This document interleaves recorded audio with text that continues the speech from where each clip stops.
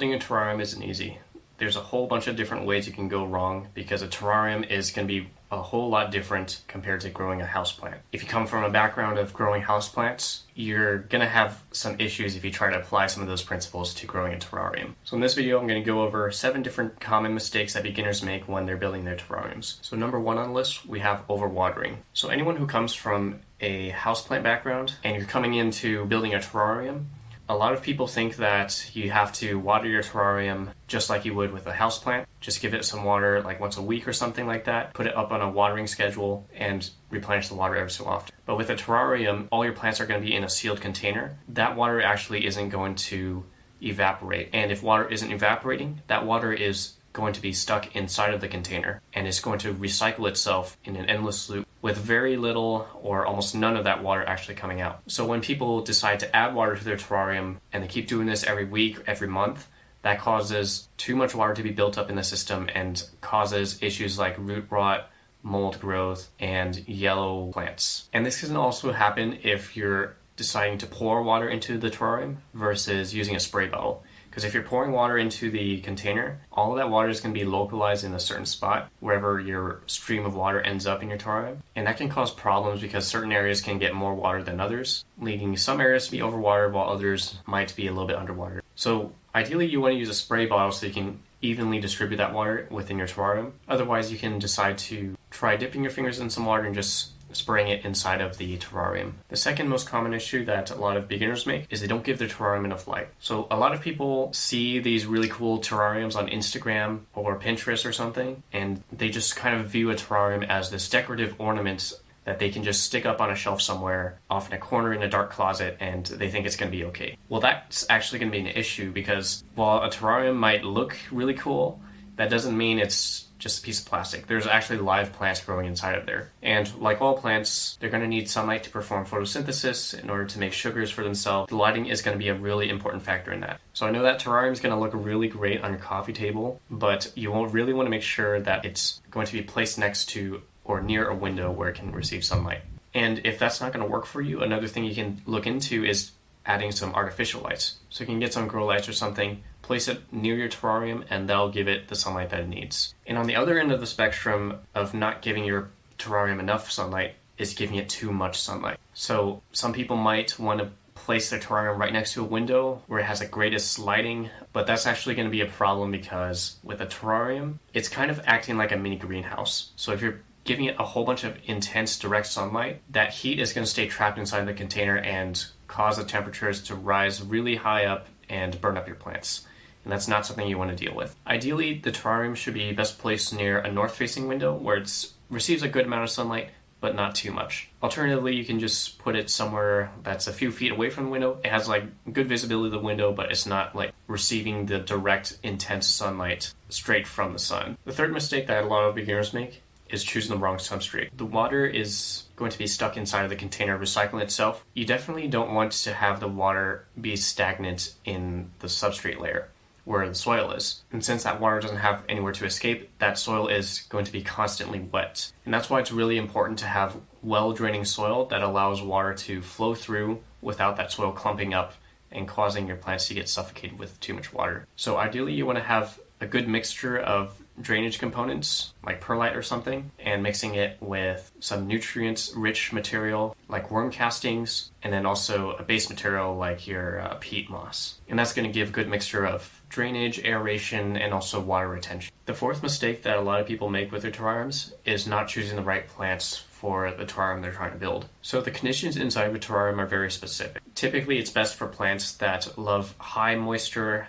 and indirect light. They don't want to be in the direct sunlight, and they love being in the shade where they can get a lot of moisture. So terrariums are really not great for plants like succulents, which prefer really dry conditions and full direct sunlight. Now that might work best for an open terrarium, but for a closed terrarium, those conditions are not going to be great for succulents and other plants that might prefer to be out in the open, low humidity, and more direct sunlight. And putting plants that have incompatible requirements is going to make it a lot harder to achieve the exact conditions that you need to make sure that all your plants are happy. When you're deciding which plants you want to put into your terrarium, you really need to make sure to do your homework and make sure all of those plants have very similar living requirements. The fifth mistake that some people like to make is they don't add a drainage component to their terrarium. So what I'm talking about is the drainage layer. So the drainage layer is essentially a layer of rocks or some marbles, something like where there's really big chunks of material that have a whole bunch of empty space for water to flow into. And essentially what it's doing is it's kind of propping up the soil layer or the substrate layer so that water can flow through the substrate and into that drainage layer in case you have excess water. And what that does is it allows the